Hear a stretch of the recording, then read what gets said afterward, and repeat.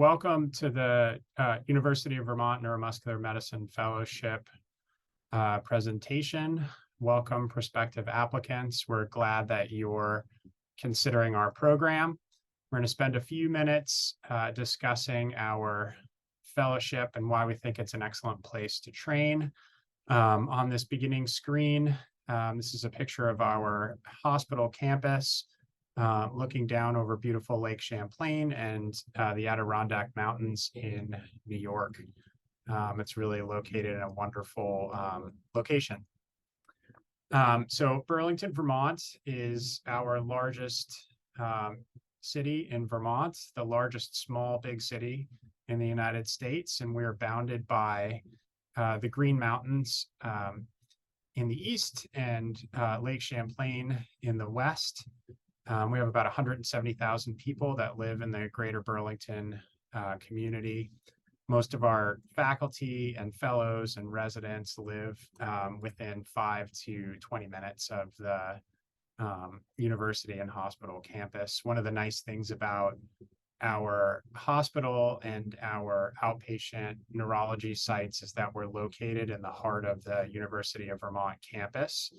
And immediately adjacent to Champlain College, which is another college that shares downtown Burlington. And then we have a third college in the region called St. Michael's College, which is near our rehab center. Vermont's a really great place to work, but also a really nice place to live. There's many things to do when you're not seeing patients and reading and working on research. This is a picture of Church Street Marketplace, which is downtown Burlington, which includes a number of shops and restaurants and a wonderful farmers market that runs in the spring, summer, and fall. It's also the home to our regional Flynn Theater, where there's music that comes through, theater that comes through, dance that comes through, which is very, very nice. And there's also a vibrant art community downtown Burlington, much of which lives within the Church Street or adjacent to Church Street area. We have a minor league baseball team, and now we also have a minor league soccer team that are in the region, are sort of fun to attend those games as well. Just a few steps from Church Street Marketplace is the Lake Champlain waterfront on the right, which is a really great place to be. There's a boardwalk for walking, a bicycle path for riding. You can get out on the lake if that's something that interests you in the spring, summer, and fall. And it's really just a pretty place to visit and recharge when you're not at work. Vermont is also famous for our outdoor activities. We are within 20 to 40 minutes of multiple ski mountains that have activities all 4 seasons. This is some of our outdoor activities depicted here. In the top left is my daughter on a ski hill last year. On the right is the Burlington Bike Path, which actually runs the length of the city of Burlington and part of South Burlington, a place called Colchester. And if one's interested, there's a ferry that runs across to the New York side, and you can ride across on that side as well and make a big loop. It's really quite nice resource. And many people just go for walks on that bike path as well. And then some folks like to do mountain biking, and that's sort of depicted there as well. So lots of things to do. There's also hiking in the area. Some of the most beautiful country in the United States, we think. If you want to get outside of our area, you need some bigger city exposure. It's not too hard to get outside of Vermont. Our closest big city is Montreal in Canada, which is about an hour and a half away. You can get up there for dinner on a Friday night. It's really just a nice, really very international city to visit. A little bit farther up the street is Quebec City, which is also really fun to visit while you're here. If you haven't been there, it's a very neat, old-looking city with a lot of culture. About 3.5 hours away is Boston. And then we have direct flights to multiple cities across the East Coast that can get you just about anywhere in the United States or internationally. So not too hard to get outside of Burlington. Our medical center is sort of the biggest medical center in the region. We are a level 1 trauma center. We're a big academic medical center, and we now have multiple other campuses that refer patients into our main campus where our neuromuscular fellows and the neuromuscular division lives. We see about 1.5 million patients per year total at the medical center. There are many residencies, many fellowships. There's over 350 residents and fellows. The College of Medicine is well known for its active learning curriculum. It's also focused on diversifying our medical school classes, and we're rated pretty highly for recruiting a very diverse group of medical students to Vermont, which is a nice distinction to have. We have a fair bit of research funding, 120 million in 2022, which puts us in the top 10 per capita in federal research funding. We also have a really nice research consortium called the Clinical and Translational Research Center of Northern New England, which encompasses both the state of Vermont and the state of Maine, and allows us to access both city academic medical centers as well as more rural academic medical centers if you want to conduct a very cool regional multi-center project. In neuromuscular, we've been working with that group quite a bit. The Neurological Sciences Department here at the University of Vermont and the University of Vermont Medical Center is a truly combined neurological sciences department, which includes both clinical and more basic science academic faculty. We have 20 neurology residents, so 5 per year. We have 5 fellows across the department. We have 1 neuromuscular fellow, and our department maintains centers of excellence in all the major neurological conditions. Our division is actually the biggest division within the neurological sciences department. We currently have 5 neuromuscular neurologists, and we're in the process of hiring a 6th neuromuscular neurologist. We have a neuropathologist. We have 1 neuromuscular fellow, 1 clinical neurophysiology fellow. We have our fellowship administrator. We have 2.5 nurses to support the clinical activities of the neuromuscular division. We currently have 2 research administrators and possibly 3 soon.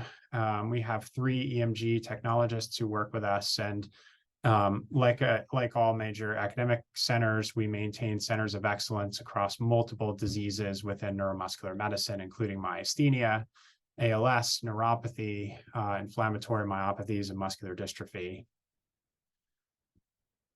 The Neuromuscular EMG and Autonomics Lab includes 3 CareFusion EMG machines and a comprehensive autonomic testing suite, including quantitative sweat testing, tilt table, blood pressure monitoring, etc. We do between 2,200 to 2,400 EMGs per year and about 50 to 60 autonomic tests. The fellows get heavily involved in both sides if they want to do that. This is one of our typical EMG rooms with our typical EMG CareFusion machine. These are 2 of our techs posing for us, and some of the artwork that one of our previous techs generated that hangs on the walls in our EMG lab. And then there's a really nice view from where the fellow sits to interpret EMGs during the day that looks from the hospital down over the city of Burlington and down to the mountains in New York. You can actually see the lake. This picture doesn't really do it complete justice. Nice place to work, and we see a wide range of both outpatient and inpatient cases. One of the nice things about where our EMG lab sits is it's actually around the corner from the inpatient neurology and neurosurgery unit, where some of the inpatient neuromuscular patients will be admitted. So it's very easy to sort of either go over to that floor to do EMGs or have the patients come around the corner and have EMGs done with us. The MICU is actually one floor below. And sometimes we'll go down to the ICU as well to do studies. And we like to get our fellows involved in doing those more complex studies because they're excellent learning during the year.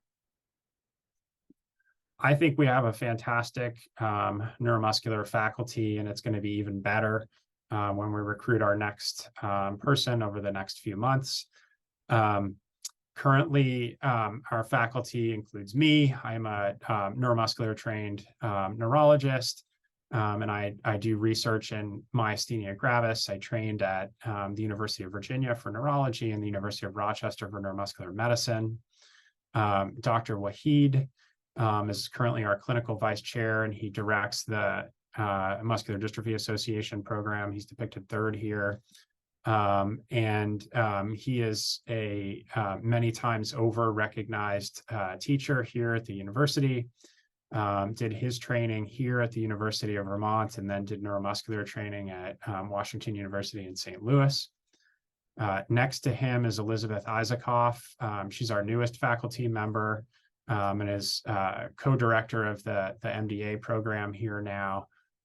She did her neurology training at the University of Vermont. She left to go do neuromuscular training at the University of Pennsylvania and has now returned to come back to join us. Her clinical and research interests are in muscular dystrophies. Adjacent to them is Dr. DeWitt, who's an associate professor of pathology and the director of the Neuropathology Lab here. He did medical school at the University of Vermont and then did pathology and neuropathology training in the Harvard program, and then came back to faculty. And he directs both central and peripheral nervous system neuropathology and does some really great teaching in our program. Our fellows rotate with Dr. DeWitt once per week to read nerve and muscle pathology. And then Dr. DeWitt also does a monthly neuromuscular pathology conference, which includes our neuromuscular faculty, the neuromuscular fellow, and often the neurology residents. So he's really a great resource. Dr. Tandon, who's next to Dr. DeWitt, he is a neuromuscular neurologist who did training at the University of Michigan and then directed the neuromuscular program here for many years before me. And he's currently the director of the ALS program. He is heavily invested in clinical and care and research for the ALS community, as well as muscular dystrophy patients and myasthenia patients, and is really a great teacher for our fellows. He has a wealth of knowledge to share, and the fellows rotate with him in the multidisciplinary clinic. And then last but not least is Dr. Kolb, who did his neurology training at the University of Virginia and then did neuromuscular fellowship at the University of Utah. And he is the neurology clerkship director for the medical school. And also a neuromuscular neurologist. His research interests are in toxic neuropathies and chemotherapy neuropathies, and runs a really cool remote monitoring project. We're actually collaborating on developing a remote monitoring project in patients with myasthenia gravis as well. And also a regularly recognized teacher and researcher at the university. I think as a whole, our group is very invested in teaching our fellows. And I think the highlight of all of our days are the times that we get to spend with our neuromuscular fellow discussing interesting cases or coming up with cool research ideas, or just, discussing the literature. So I think on the whole, this is a group that's very invested in our fellows' education here. The fellowship clinical experiences are diverse. So one of the unique things about our fellowship is that our neuromuscular fellow maintains an independent neuromuscular clinic that runs on Monday mornings and afternoons, where patients are assigned directly to the fellow and the fellow follows longitudinally over the course of the fellowship year. And the patients in that clinic include patients all across the neuromuscular spectrum, ranging from neuropathies to neuromuscular junction disorders to myopathies and motor neuropathies. It's really, I think, an excellent way to learn how to care for these patients who require a lot of monitoring over time. In addition to that clinic, our fellows rotate through our multidisciplinary clinics as well, which includes an ALS clinic and MDA clinics. Those run on Thursdays at our rehab center, and the fellow goes out to those clinics. Those are a great opportunity to learn about how to care for our most challenging neuromuscular patients. The clinics are staffed with a really strong group of physical therapists, occupational therapists, speech language pathologists, social workers, nurses, et cetera. And when participating in those clinics, the fellow really gets an opportunity to work in multidisciplinary care, see how that works, and help direct care for these complex neuromuscular patients. The fellows also do about 3 to 4 half days of electrodiagnostic testing, which primarily includes EMG nerve conduction studies. Interested fellows can get involved in autonomic testing, and we are increasingly doing some ultrasound in our program. In addition to those 2 sites, our fellows are spending time in nerve and muscle pathology half day per week, as I discussed earlier. And then we also provide intermittent consultation to neuromuscular patients that are on the inpatient neurology service, or whom the inpatient neurology service is consulting, who are admitted to other services like the ICU. Our fellow provides guidance for those patients, but is not responsible for writing a daily note or writing any orders. We're purely functioning as a consultative service. And there is no weekend or evening call for our fellows. So it's really a business hour fellowship, and that those consultations really only come in during business hours, and often will include electrodiagnostic testing. And we like to prioritize getting our fellow involved, as those cases are more complex and really come with a lot of good learning. In addition to the clinical program, we have a very heavy fellowship education program. As I discussed earlier, our faculty is really committed to education. We have multiple lecture series that run throughout the year. The neuromuscular curriculum, because it's so complex, really could span 2 years for our residents and fellows. So we have 4 to 5 half-day didactic sessions that focus on neuromuscular medicine. That is for a combination of both the neurology residents and the neuromuscular and CNL fellows. Our fellow gives 4 lectures in that series, which is really a great opportunity to sort of learn and also to interact with the residents and teach them about the things that the neuromuscular fellow is learning over the course of the year. In addition to that, because we have a 2-year curriculum here at the University of Vermont, for the topics that we don't cover in those 4 to 5 half days, we run a fellow-only neuromuscular session once per month on a Friday to cover the rest of the topics with one of our neuromuscular attendings. Typically, this is more informal. We'll read some papers together and discuss topics in depth, often informally over coffee, which is really a nice way to do it. In addition to that, twice monthly, we do electrodiagnostic medicine teaching as well, where we discuss the nitty-gritty of EMG nerve conduction studies. In addition to that, the EMG techs, in addition to the fellows, will come to those sessions. And then outside of that, I also mentioned we have the monthly Neuromuscular Pathology conference, which gives us an opportunity to look at some interesting pathology. Our current fellow this year is Dr. Danielle Mitchell, who joined us from the Temple University Moss Physical Medicine and Rehabilitation Program in Philadelphia. we like to get our fellows involved in things during the course of the year. And Danielle is now selected to be on the AANEM Fellowship Committee for the remainder of this year. And then was also just appointed to an AANEM Physical Medicine and Rehabilitation Task Force, which is working on trying to recruit more physical and medicine rehabilitation doctors into the subspecialty of neuromuscular medicine.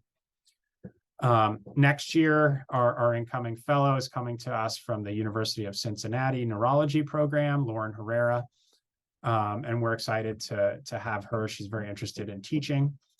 And then some of our recent alumni are listed there. Dr. Pinson, who graduated this past year, is now doing employed private neuromuscular neurology in Wisconsin. Dr. Brendan McNeish is a physical medicine and rehabilitation doc who's doing academic neuromuscular medicine at the University of Pittsburgh, has a joint appointment in both PM&R and neurology, and had come to us from the University of Michigan. He's still doing research with Dr. Kolb in chemotherapy-induced peripheral neuropathies and falls. And then Pragma Roy was the fellow before that, and she is in neuromuscular practice outside of Toronto in Canada. And we like to get together. These are two of our recent fellowship graduation photos. So it's a nice group of people. In addition to clinical care and teaching, there's a lot of opportunities to get involved in research. If you're a fellow here, we don't require participation in research, but it's great if people want to do it. And if people are very interested in research, we can carve out protected time to get a research project done in the year while you're here. In addition, if people want to present their work at a national meeting, we have travel funds available for that. And this is one of our former medical students who did a research project in myasthenia with me and won the Young Investigator Award at the AANEM a number of years ago. And this is Dr. McNeish, one of our previous fellows, who's lecturing at a session with Dr. Kolb at the AANEM meeting. This picture is actually from 2022, but they gave a similar session in 2023, and depicted here, Brendan actually has written 3 papers from his research project he did as a fellow, and it's really great to see our fellows doing good work and publishing it. We do like to bring our fellows to national conferences as well. I think it's really important as a program director to teach our fellows well here, but also make sure that our fellows are getting exposure to teaching from across the United States and internationally. We've tended to have our fellows go to the AANEM meeting, but there are other meetings that could be available to fellows, including the Neuromuscular Study Group or the American Academy of Neurology meeting. And we have a tradition when we go to these meetings, we tend to try and go out for dinner at least one time while we're at the meetings. So here in 2018 was the last time we all went together, and then we got sort of sidetracked due to COVID. And then in 2022, we got to have our dinner again in Nashville, Tennessee, and here's us this past fall with our 4 of our faculty members here, Dr. Tandon, Dr. Wahid, and me, and then Dr. Isaacoff. And then our current fellow, Danielle Mitchell, our CNL fellow, Adrian Stout, and our 2 recent past fellows, Brendan McNeish and Mushki Pinson. So we all got to get together and spend a lot of time together at the meeting, which is fun to catch up. And it was also nice to have current fellows and former fellows all sort of getting together and discussing neuromuscular medicine and just life in general. So I think we have a great program, and it's really in a nice place to be. We like the state of Vermont. There's a lot to do here, but I think in addition to the beauty of our state and the many things there are to do here, we have a strong program where I really believe that our fellow gets a high level quality education in neuromuscular medicine. So I hope you consider us after watching this video, and please feel free to reach out anytime with any questions. Thanks so much for your attention today.